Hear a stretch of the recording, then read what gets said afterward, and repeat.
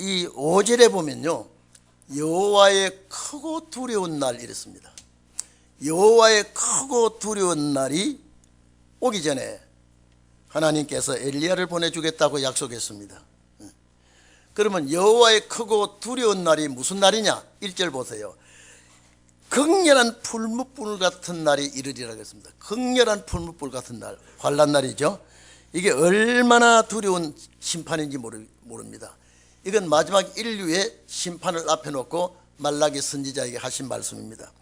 여러분, 심판은 우리가 물심판이 있고 불심판, 큰 심판이 두 개가 있었는데 창세기 6장에서 7장 보면 물심판이 나오죠. 그 물심판에 전 인류가 멸망을 당하고 노아의 가정만 딱 살렸습니다. 제2의 조상이 됐죠. 제가 항상 제가 이 선지서를 보면서 노아가 아담의 후손이요, 우리도 다 아담의 후손이지만은 노아는 제2의 인류의 조상이 되었다. 그러면 오늘 불심판 날에 살아남는 자들은 제3의 조상이 된다고 하는, 저는 이 기도 응답을 받은 겁니다. 그래서 너희 성도들 가운데 절대 제3의 조상이 되게 해달라고, 이거는 기도의 제목을 준 겁니다. 여러분이 꼭 그렇게 되기를 바랍니다. 그래서 전 인류가 물로 심판했을 때에 하나님과 관계를 맺은 노아 가정만 딱 살려놓았습니다. 그래서 베드로 후서 3장 6절에 보면 옛세상 그랬습니다. 옛세상은 노아 때를 말하는 것입니다. 옛세상은 물의 넘침으로 멸망하였으되 이랬습니다. 물의 넘침으로 멸망하였으되 이제 하늘과 땅은 그 동일한 말씀으로 불사르기 위해서 간수해 놓았다. 자, 경건치 아니한 자들, 하나님 앞에 범죄한 자들을 심판하기 위해서 보관해 놓고 있었다. 그래서 멸망의 날까지 불심판하기 위해서 이렇게 보관해 두었다라고 했습니다. 베드로가 이 말씀을 기록해서 소아시아에 보냈 그 이후로 2000년이 지났습니다. 그런데 크고 두려운 날이 아직 안 왔습니다. 그리고 또 이 무서운 진노 심판 날이 아직 오지 않았습니다. 이 소아시아 교회에 사도 베드로가 보낸 편지는 그 소아시아 교인들에게 보냈지만은 말씀의 역사는 세상 끝날 우리들 시대에 이 말씀이 이루어질 줄 믿기를 바랍니다. 그래서 여러분요, 제가 지금 주님께 제가 계산하고 주님과의 기도하는 내용 중에요, 그 모든 그 때와 시기에 관한 것은 좀 빗나갈 수 있을지 몰라도 많은 차이가 안 날 것입니다. 그래서 제가 아주 길을 쓰고 하나님, 우리 대한민국 이제는 이 역사를 위해서, 신혼의 역사를 위해서 경제 부흥도 시켰고 세계 10대 경제 부국으로 만들어 주셨고 이제 선진국의 대열에 옮겨 놓아서 세계가 대한민국을 이제 모르는 나라가 거의 없습니다. 이렇게 알려놓고 이제는 복음 역사를 해야 되는데, 복음 역사를 하려고 하면 뒷받침해 주는 일들이 일어나야 됩니다. 그래서 모든 시기적으로 제가 계산해 보니까 이번에는 제가 재작년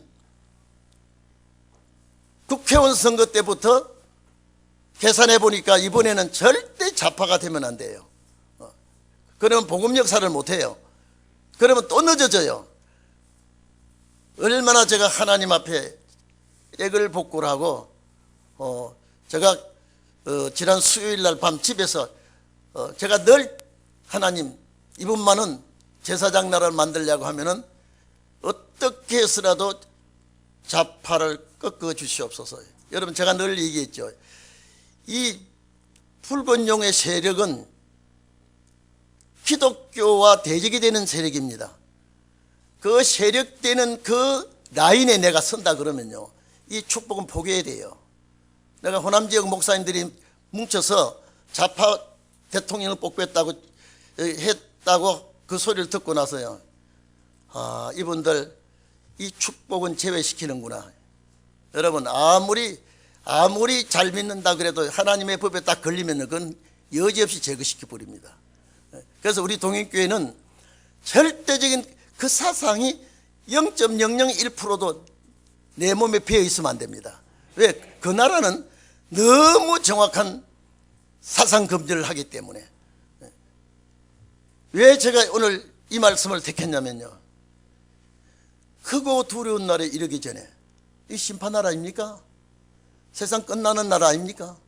그러면 엘리야를 보낸다 그랬다면 이 엘리야가 과거의 엘리야입니까? 세례 요한입니까? 아니라 이 말이에요. 제가 좀 이따가 말씀드리겠습니다마는 세례 요한을 예수님도 엘리야라고 그랬고, 엘리야가 와서 모든 일을 하겠다 그랬고요. 그런데 세례 요한은 크고 두려운 날, 심판날이 아니었습니다. 그렇기 때문에 심판날에 일어나는 역사를 앞에 놓고 이렇게 말씀했습니다. 그래서 심판이 오기 전에, 크고 두려운 날이 이르기 전에 엘리야를 보내겠다 그러면 엘리야는 어떤 사람이기에 왜 엘리야를 말해 놓았느냐? 엘리야의 과거를 아는 사람이 없습니다. 열왕기상 17장 1절에 보면 길르앗에 우거하는 디셉 사람이라고만 되어 있습니다. 길르앗은 요단강 동편 지역이 길르앗입니다. 그런데 디셉이라는 것은, 디셉 땅은 어딘지 아는 사람이 없습니다. 정확하게 알지를 못합니다. 또 그리고 엘리야의 부모가 누군지도 아무도 모릅니다. 참 희한하죠. 숨겨놨던 종입니다. 또 엘리야의 출생지도 모릅니다. 어디서 출생했는지 출생지도 아는 자가 없습니다. 그리고 엘리야는 어떻게 성장했는지 알지 못합니다. 그리고 어떤 교육을 받고 나왔는지 교육 과정도 모릅니다. 그리고 특히 엘리야는 어느 지파 사람인지도 모릅니다.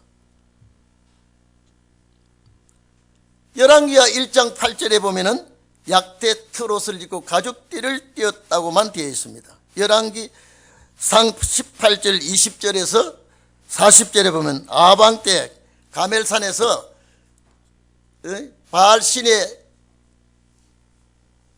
제사장들 추종자들과 엘리야와 450대 1로 너희 신이 참 하나님이냐 우리 신이 참 하나님이냐, 거기서 대결을 하고 참 하나님의 신이 불을 내려서 재물을 태우는 걸로 대결을 했습니다.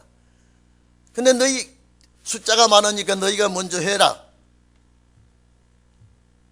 바알의 추종자들이 몸을 상해가면서 바알이여 바알이여 내리소서, 불을 내리소서, 아무리 해도 바알의 신은 응답이 없었습니다.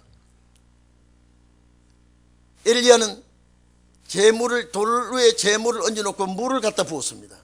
물과 불은 상극입니다. 그런데 하나님께서 응답해달라 하니까요, 그 하늘에서 불이 내려와 가지고 싹 재물을 다 태워버렸습니다. 제사 받았습니다.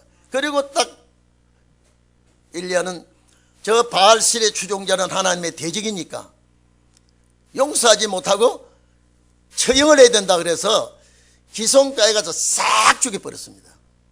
이게 엘리야의 역사입니다. 그리고 엘리야는 죽음이 없었습니다. 죽음이 없기 때문에 무덤이 없는 사람이에요. 그리고 성천한 사람이에요. 이해가 되십니까? 그래서 마지막에 엘리야를 보내겠다 그랬습니다. 엘리야가 하나님께로부터 보냄을 받아서 6절 보면요, 아비의 마음을 자녀에게로 돌이키게 하고 자녀들의 마음을 그 아비들에게 돌이키게 하는 역사가 있겠다 그랬습니다. 그러면서 초림의 주님 오시기 전에 엘리야를 누구를 암시했느냐면 세례 요한이에요. 누가복음 1장 5절에서 14절 이하에 보면은요, 세례 요한은 제사장 사가랴와 엘리사벳의 사이에서 난 아들입니다. 주의 사자가 요한이라고 이름을 지어줬습니다. 제가 큰 자가 된다고 그랬습니다. 누가복음 1장 15절 그 이하 쭉 내려보면은요, 이스라엘 자손은 곧 저희들을 주께로 돌아오게 하겠다 그랬습니다. 엘리야의 심령과 능력으로 주 앞에 앞서가서 지금 사주의 사자가 일러주는 겁니다. 아비의 마음을 자녀에게 거스린 자를 의인의 슬기에 돌아오게 하고 주를 위하여 세운 백성을 예비한다 그랬습니다. 천사가 일러주었습니다. 요 구절이 말라기서 4장 5절 말씀입니다. 자, 그러면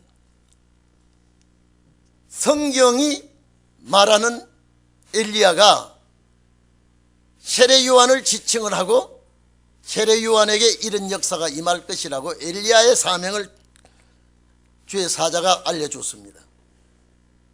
마태복음 17장 봐도 예수님도 엘리야가 와서 과연 회복한다라고 할 때에 세례 요한을 암시하고 있습니다. 그리고 그 뒤에 12절에 보면 엘리야가 와서되 임의로 대접을 했다 이렇게 말했습니다. 예수님도 엘리야라고 인정을 했습니다. 그런데 요한복음 1장 19절 이하에 보면은요, 제사장과 레위인들이 네가 누구냐 엘리야냐 물으니까 나는 아니라 그랬습니다. 나는 엘리야가 아니다. 그러면 선지자냐라고 말했을 때 나는 아니다 그랬습니다. 나는 이사야 40장 3절 이하와 같이 광야의 소리로 왔다 그랬습니다. 광야의 소리로 왔다. 자, 그런데 왜 세례 요한이 태어났을 때 주의 사자가 엘리야의 사명을 일러줬습니다. 예수님도 세례 요한을 엘리야라고 그랬습니다. 엘리야가 왔는데 임의로 대접했다 그랬습니다. 그런데 이 말씀을 초림의 주님 오실 때에 세례 요한을 엘리야라 그랬는데 엘리야의 사명을 말했지만은 엘리야의 역사는 하지 못했습니다. 이거 우리 알아야 됩니다. 그럼 왜 그런 말씀을 하셨느냐? 주님의 길을 여는 자의 모형으로 보여줬을 때 마지막 주의 길을 여는 자 엘리야의 사명을 가져옵니다. 그 엘리야의 사명을 가져오는 자는 여호와의 크고 두려운 날이 오기 전에, 심판날이 오기 전에 엘리야의 역사가 있다 그랬습니다. 그 세례 요한은 모형으로 보여주지 정말로 말씀적인 세례 요한은 아니라 이 말이에요. 여러분 잘 알아들어야 돼요. 이 말라기서 말씀은 크고 두려운 날이, 심판날이 오기 전에, 심판전입니다. 여러분 지금 우크라이나에서 지금 소련과 우크라이나와 지금 전쟁을 하고 있지만은요, 지금 3차 전쟁이 일어난다고 야단들 하고 있습니다만은 3차 전쟁은 아직도 일어나지 않습니다. 이유는 그 전쟁이 무서운 날이 오기 전에 엘리야 역사가 일어나야 되기 때문에, 이것이 우리 교회 사명이기 때문에 이걸 하려고 하면 우리나라에 좌파 정부가 들어서면 이해해야 됩니다. 이걸 알아야 돼요. 나는 기독교인들이 좌파 사상을 가졌다면 이건 절대 그 나라 못 갑니다. 그 나라 못 가요. 이건요. 알아야 돼. 그러나 영혼 구원은 갑니다. 영혼 구원과 천국의 축복은 완전히 다릅니다. 내 이름으로 귀신을 쫓아내고 내 이름으로 선지자 노릇하고 제사장 노릇 아무리 한다고 해도 그것만 가지고 주님 나라 간다는 건 불법이에요. 말씀이에요. 말씀의 역사가 일어나는 것이 신원의 역사예요. 신원의 역사는 곧 심판의 역사겠다. 그래서 신원이란 말 자체가 운수 갚는 역사거든요.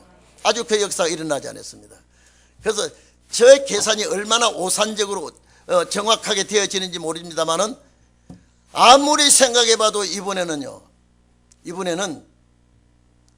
이 말씀의 입각에서 보면 반드시 이제는 역사가 나야 될 때가 왔기 때문에, 우리 동인교회의 말씀이 역사가 나야 될 때가 왔기 때문에 참 제 몸부림 많이 쳤습니다. 윤석열 대통령 당선자가 저한테 차 한잔 사야 돼요.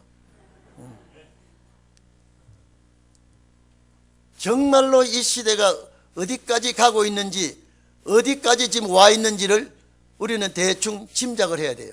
그날과 그 시는 몰라도 근접해 와 있다는 건 우리는 알아야 됩니다. 그래서 오늘 세계가 두려운 날이요, 세계가 심판받을 날이요, 무서운 날이 오기 전에 엘리야가 먼저 와서 회복한다는 것은, 그래서 제가 말씀드렸죠. 왜 하필이면 엘리야가 와야 되느냐 이 말이에요. 엘리야는 거짓 선지자와 싸운 겁니다. 아까도 말씀드렸죠. 누구의 아들인지도 모릅니다. 어디서 자라난지도 모릅니다. 그저 디셉 사람이라고만 적혀 있습니다. 교육도 어떻게 교육받은지도 모릅니다. 어느 지파 사람인지도 모릅니다. 그런데 죽음을 보지 않고 성천한 사람이에요. 죽음을 보지 않고 성천한 사람이에요. 거짓 선지자와 싸워서 이긴 사람이에요. 여러분, 아방 시대 때 북쪽 이스라엘 아닙니까? 남쪽은 유다요. 북쪽 이스라엘 아방 시대 때요, 악랄한 아방과 이세벨, 그런 정치를 하는 그 속에서 싸워서 이긴 사람이에요. 마지막 때도 그 아방 사상과 싸워 이겨야 되는데, 아니 이제 호남 지역 목사들이요, 참 이게 안타까운 소리인데, 아니 윤석열이를 아방의 사상을 가졌다고 그런 얘기를 하더라고요. 깜짝 놀랐습니다. 여러분, 예수도 안 믿는 사람이 무슨 아방 사상을 가지고 있습니까? 안 믿는 불신자였고, 그가 어릴 때는, 학생 때는 교회 다녔다 하더라도요, 그럼 우리는 볼 줄도 알고 들을 줄도 알고 분별할 줄도 알아야 돼요. 분별할 줄도 알아야 돼요. 제가 사전 투표할 때요, 몰표가 나온 소리를 때, 야, 이거 저 집안 큰일 났구나. 몰표가 나올 때, 사전 투표 통계 몰표가 나오더라고요. 제가 그때 딱 하나님, 잘 보시고 들어주세요. 저 지역에 지금 똘똘 뭉쳐서 몰표를 넣었는데 어디 몰표 한 줄 내가 기억이 납니다. 아니나 다를까요? 공산국가가 아니면 저런 표를 안 몰아줍니다. 성경을 바로 알아야죠. 서울에도요, 기독교 목사들 중에 좌파 사상을 가진 목사들이 많이 있습니다. 이제 그 사람들하고 싸워야 돼요. 좌파 사상 가진 목사들요. 우리가 어디까지 왔는 줄 짐작한다면요, 홀이라도 내 성격은, 여러분, 우리 성격은 역사 나기 전에 못 고칩니다. 고치는 것 같았는데도 안 고쳐지고요. 그러나 사상만은 내가 주님 앞에 인정받는 사상을 가질 수 있습니다. 그래서 여기 보니까, 이 세례 요한은 예수님하고 동갑이에요. 단 6개월 먼저 난 사람이에요. 그리고 예수님과 집안이에요. 얼마나 세례 요한 시대에 정치, 사회, 모든 경제가 혼란했는지, 이 헤롯 왕이 자기 동생의 처 헤로디아를 아내를 맞이해 가지고, 다 그래도 왕은 안 그래야 됩니다. 아무리 불의한 세상에 왔다 그래도 나라의 왕은 정의로운 왕이 되어야 되는데, 그것도 자기 동생의 처를 빼앗아서 누구 하나 그걸 잘못했다고 지적해 주는 사람이 없었습니다. 그 세례 요한이 당신이 이건 나쁜 짓이다. 어떻게 동생의 아내 헤로디아를 취해서 아내로 삼느냐. 당신 부인이 있는 사람이지 않느냐. 이것 한마디 했다고 투옥을 시켰습니다. 헤롯 왕과 헤로디아는 바른 말하는 선지자 세례 요한을 원수같이 여겼는데, 희한하게요, 왜 헤롯 왕의 생일날 갈릴리의 귀인들, 천부장들, 모든 내노라 하는 사람들을 다 청해놓고 생일 잔치를 하는데, 제가 이 지난번 우리 마가복음 공부할 때도 제가 말씀을 드렸습니다. 여러분, 공주가 그 술석상에 와서 춤을 추는 거 아닙니다. 어느 공주가 그 술자리에 와서 춤을 춥니까? 거기는 아주 기생이나 무용수를 데려다가 춤을 추게 하지요. 공주의 왕의 딸 공주를 거기에서 춤을 추게 하는 것은 있을 수 없는 일입니다. 그런데도 헤로디아의 딸이 거기서 나난 옷을 입고 춤을 추니까 그 왕이 헤롯이 술 취해 가지고 있는데 뭐든지 원하는 대로 원해라, 내가 주겠다. 땅 절반이라도, 이게 허풍이에요. 지가 어떻게 땅 절반을 줄 수 있습니까? 땅 절반이라도 내가 주겠다라고 할 때, 이거 못된 것이요. 자, 에미에게 가서 지금 왕이 나라 절반이라도 준다고 하니까 뭘 요구해야 좋겠습니까? 하니까 그 못된 여자가 세례요의 목을 달라 그래요. 소반에 담아 달라 그래요. 목을 소반에다가 담아 달라 그래요. 여러분, 아마 우리 이 시대의 처녀들이나 아가씨들이 돼지머리나 소머리가 피가 흐르는 머리를 담아준다고 해도 깜짝 놀라서 못 가져갈 겁니다. 그런데 어떻게 세례요한의 목을 달라 그래요? 목을 베어서 머리를 달라 그래요? 그러니까 모든 또 거기에 잔치에 참여했던 사람들이 왕의 말은 실현을 하면 안 된다 그러니까 할 수 없어서 세례요한을 참수시켜서 피가 흐르는 그 머리를 소반에 담아다가 주었지 않습니까? 세례요한은 그렇게 짧은 생애를 마친 사람이에요. 성경 말씀대로 아비의 마음을 자녀에게, 자녀의 마음을 아비들에게 돌이키게 하고 이거 못했습니다. 민족을 하나 되는 역사를 일으키지 못했습니다. 일찍이 순교했습니다. 그런데 엘리야라 그랬습니다. 이 엘리야라고 한 그 정의가 뭐냐, 초림의 주님의 길을 연 자를 엘리야면 재림의 주님 오실 때 길 여는 엘리야는 진짜 엘리야입니다. 그거를 말해주려고 한 거거든요. 그걸 말해주려고요. 그래서 오늘 이 말씀을 보면은 예수님께서 엘리야라고 했는데 정말 그 엘리야라고 말씀을 잘 못했느냐 이 말이에요. 이는 그림자로 예언으로 보여주기 위해서 그런 것입니다. 그래서 엘리야라고, 예수님이 엘리야라고 한 그분이 일찌감치 사명을 다 감당하지 못하고 죽음을 당했습니다. 여러분, 만약에 세례요한이 사명이 있는데도 참수를 시킬 수 있느냐? 없습니다. 사명이 한계점입니다. 여러분, 우리가 사명이 없으면 언제 어떻게 죽을지 모릅니다. 그러나 사명이 있으면 불 가운데서라도 살려줍니다. 이게 사명이 얼마나, 그래서 자, 천하보다 귀한 것이 생명이라 그랬죠. 제가 늘 이런 설교했습니다. 그 생명보다 귀한 것이 사명이에요. 세례 요한의 사명은 거기까지입니다. 그래서 마지막, 자, 크고 두려운 날, 크고 두려운 날. 그래서 4장 1절에 풀무불 같은, 극렬한 풀무불 같은 날이 이르니, 여러분, 극렬한 풀무불 같은 날은 심판날입니다. 이 날이 오겠다고 말씀해 놓고요. 그래서 이 5절에는 이 극렬한 풀무불 같은 두려운 날은 5절에 이 말을 크고 두려운 날이라 그랬습니다. 여호와의 크고 두려운 날, 이 날이 오기 전에 하나님께서 엘리야를 보내주겠다. 이제는 이것은 예언적인 엘리야입니다. 예언적인 엘리야. 자, 그러면서 자, 이러고 보십시오. 고향 가서, 우리 고향 가야 되죠. 정말로 우리 고향 가야 돼요. 여기는 나그네의 서름을 받는 곳이고 괴로움과 탄식이 있는 곳이고 불편한 삶을 사는 곳이 여기입니다. 우리는 그 나라 가야 되기 때문에 뭘 예를 들었느냐? 너희는 출애굽한 백성들에게 호렙산에서 모세를 통하여 준 말씀을 기억해라 이랬습니다. 고향 갈 자들이 말씀을 기억해라 이 말씀을 해 주셨습니다. 왜 이 말을 했을까요?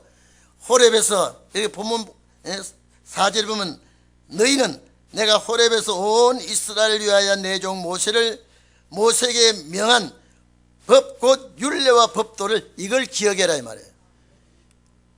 오늘 우리는 이 말씀을 기억해야 될 줄 압니다. 율례와 법도를 기억하고 순종하라 그랬습니다. 하나님께서 모세를 통하여 율례와 법도를 주고 광야길을 가면서 입에서 원망과 불평과 시비와 모든 잘못된 것을 토해낼 때에 싹 제거시켜 버렸습니다. 이건 너희 명심해라 이 말이에요. 우리 고향 가는 사람이기 때문에, 우리는 그 나라 가야 되기 때문에 정말로 우리는 말씀이 맞나 틀리느냐, 이 말씀이 옳은지 그른지를 분별할 줄 알아야 돼요. 그리고 우리가 가정 부부 생활을 하면서도 의사충돌을 가급적이면 하면 안 됩니다. 진리가 아닌 것은 서로가 양보할 줄 알아야 되고요. 그가 임하는 날 누가 그 앞에 서겠느냐 이 말. 이 말은 또 여러분 말라기 3장 1절 보면요, 주의 사자가 임하는 날 그랬습니다. 주의 사자가 길을 여는 날, 그게 실지 재림의 주를 여는 역사를 말하면서 맨 먼저 길을 여는 세례 요한이 있었기 때문에 2절에 보면은 그의 임하는 날 누가 당하며 그가 나타난 때에 누가 그 앞에 서겠느냐 이 말입니다. 초림의 주님 역사 앞에, 세례 요한 역사 앞에, 세례 요한 역사 앞에 아무도 두려워하지 않고 그 앞에 다 섰습니다. 그러나 재림의 주님 오실 때는 그 앞에 아무나 설 수가 없습니다. 그런데 재림의 주가 오실 때는요, 금을 연단하는 자의 불과 같고 또 옷을 치기하는 재물과 같이 이 백성들을 희고 정결케 하겠다 그랬습니다. 여러분, 모세와 말라기 시대의 역사는 1000년이 넘습니다. 그런데 하나님은 한 시대로 보고 있습니다. 오늘 이 자리에 계신 여러분, 금을 연단하는 불과 같고 표백하는 재물과 같이, 여러분 은혜 시대 때는 이런 말 필요 없습니다. 금을, 여러분 그 나라 갈 사람을 금을 녹여서 연단하는 불과 같이 하고, 옷을 깨끗게 하는 표백하는 재물과 같이 역사할 때에 그 종의 제사를 하나님이 받아주시겠다고 했습니다. 그래서 신원의 날이 오는 그 역사에 길 여는 자가 정말로 엘리야가 되는 겁니다. 오늘 우리 이 역사 앞에 함께 동참하는 자가 되기를 바랍니다. 그래서 마지막 신원의 날에 엘리야는 절대 거짓 선지자와 타협하면 안 되고요, 어둠의 세력과 타협하면 안 되고, 그러니까 이 종의 역사를 계시록 11장이 말하지 않았습니까? 계시록 11장 6절에 예언하는 날 동안, 이 선지자예요. 예언하는 날 동안 하늘을 닫아 비오지 못하게 하고, 엘리야 역사거든요. 하늘을 닫아 비오지 못하게 하고 물이 변하여 피되고 모세의 역사거든요. 내 백성을 이끌고 나가는 역사입니다. 그 역사를 하나님께서 하시겠다는 말씀을 알려주고 있습니다. 그리고 이 종들이 두 정인이 변화체가 됩니다. 올라오라 할 때 들림받게 되는 역사죠. 만약에 너희 자녀들이나 부모들이 돌이키지 않으면 환란에 집어넣겠다. 이게 이 6절 한번 다시 한번 봐보십시다. 우리 본문 보세요. 그가 엘리야입니다. 그가 아비의 마음을 자녀에게로, 여기 자녀에게는 이 복수입니다. 자녀들이 되어야 됩니다. 아비의 마음을 자녀에게로 돌이키게 하고 자녀들의 마음을 아비에게로 돌이키게 하리라. 이 말은요, 여러분 이리 좀 봅시다. 왜 아비의 마음을 자녀에게, 자녀의 마음을 아비에게 돌이키게, 이게 하나 돼야 된다. 천국 갈 때는요, 가정이 하나 돼서 가야 되지요. 절대 내 혼자 가면 뭐합니까? 천국이에요. 천국은 혼자 가는 천국이 아니에요. 가정이 가는 천국이에요. 가정이 가는 천국인데, 여러분 낙원에 가는 거는 가정 전체가 같이 어떻게 갑니까? 같은 사고가 아닌 다음에 같이 죽지 않은 다면은요. 낙원 가는 것은 개인 종말 개인 구원이지만은요, 천국은 단체 갑니다. 단체 종말이요, 단체 구원이죠. 여러분 봐보십시오. 지금 여러분요, 아버지가 반대하는 진리, 어머니가 반대하는 진리, 남편이 반대하는 진리. 근데 엘리야의 역사 일어나면요, 이거는 강권으로라도 하나를 묶어준다 이 말이에요. 왜? 가정이 회복돼야 되니까. 이게 신혼의 역사이기 때문에 아비의 마음을 자녀에게로, 자녀의 마음을 아비에게로 돌이키게 하리니, 이게 뭐냐? 신앙이 하나 되게 하겠다 이 말이에요. 만약에 하나 되지 아니하면, 만약에 하나 되지 아니하면 두렵건대 내가 와서 저주로, 이 저주로 그 땅을 칠까 하노라. 자, 하나 되는 역사가 이 전삼년반 역사죠. 하나님께서 돌이키지 아니하면 진노로 땅을 치게 하겠다. 자, 이런 역사를 앞에 놓고 있을 때에 정말로 6천년 때가 다 됐고, 예, 주님 오실 때가 다 됐다면은요, 저는 저 임기 이 말씀 안에 반드시 이분의 역사가, 그래서 제가 저 신년 초에 제가 이 말씀 드렸죠. 금년의 역사가 나야 된다는 건요, 몇 가지 저 혼자 염두에 둔 것이 있습니다. 하나님, 이제 때가 왔다면 우리에게 하나하나 좀 이루어 주시옵소서. 우리가 뭐 힘이 있습니까? 능력이 있습니까? 무슨 재주가 있습니까?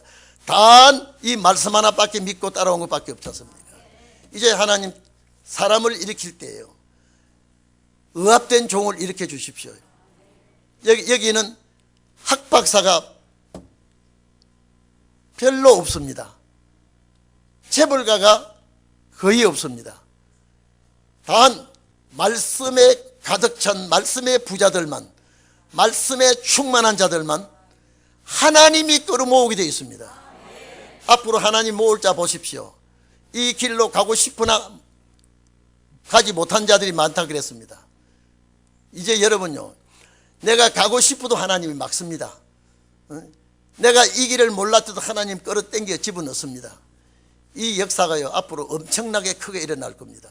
그래서 여러분은 어떤 마음을 가지고 계시는지 몰라도 이 강단에서는, 이 박 목사는 하나님, 여러분요, 이런 생각 저런 생각, 이런 욕심 저런 욕심, 우리가 인간성 죄악성이기 때문에요, 이건 버리지를 못해요. 그러나 오늘 내가 붉은 용의 사상에 감동된 자와 내가 입을 섞어서 범죄한 일이 있습니까? 그거는 항상 점검을 해야 돼요. 하나님, 내가 붉은 용의 사상을 가진 자와 내가 말을 혹시 잘못 섞은 적이 있습니까? 목사라도 이거는 용납돼서는 안 됩니다. 그래서 이제는 앞으로 여러분 봐보십시오. 사상 대결이 됩니다. 사상 싸움이 되는 거예요. 어둠과 빛과 싸울 때 반드시 빛이 이기게 되어 있습니다. 빛이 이기게 될 때는 어둠이 아무리 강해도 물러가게 됩니다. 그래서 우리의 말씀의 역사는 아마 2022년부터 시작이 돼야 됩니다. 그래서 제가 아까도 말씀드렸습니다마는, 하나님, 이 나라를, 제사장 나라를 만들려면 그래도 깨달아 뉘우치고 깨어있는 자가 좀 있어야 됩니다. 이스라엘 백성들을 하나님이 버릴 때예요. 다 버렸습니까? 선구자는 하나님 붙들었습니다. 오늘 신원의 날에도 하나님께서 붙들어 주시옵소서. 제가 이날까지 대통령 선거를 앞에 놓고 밥을 검색해 가면서 잠을 자지 않자면서 날뛴 역사는 이번이 처음입니다. 뭐 전에도 검색은 한번 해봤습니다만은요. 그래서 가만히 제가 목요일 아침에 저희 내외와 참 하나님이 감춰놨다가 벌렁 드러내가지고요, 탁탁 왕 만든 사람은요, 이 사람밖에 없잖아요. 이게 역사예요. 이게 하나님의 역사예요. 그래서 우리는 앞으로 5년 동안 우리가 할 일이 너무 많습니다. 5년 안에 우리 교회가 어떤 이변이 일어날지 여러분 우리가 기다려봐야 돼요. 만약에 그렇지 못한다면 또 더 연장이 되면 어떻게 되겠습니까? 저는 더 연장되고 싶지도 않고 더 멀리 바라보고 싶지도 않고 이 우리 시기에 이 역사를 꼭 해야 되겠고, 엘리야 사명을 가진 우리 성도들이 이 역사의 중심이 되고 앞장서야 되겠습니다. 여러분들이 이 역사의 중심축이 되시기를 바랍니다. 여호와의 크고 두려운 날이 오기 전에, 풀무불 같은 날이 이 길이 이르기 전에, 이건 심판날 아닙니까? 그래서 노아 때라고 하는 것은 심판 때거든요.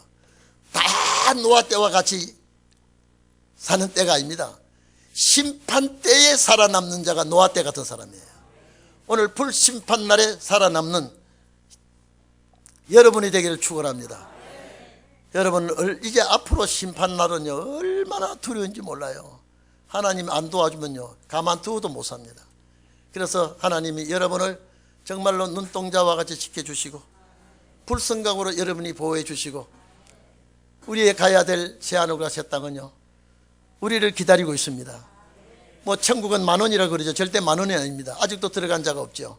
우리가 제일 1차로 들어가야 되기 때문에 우리는 그 나라에서 주님과 같이 살아야 되는 그런 사명이 저와 여러분에게 있기를 바랍니다.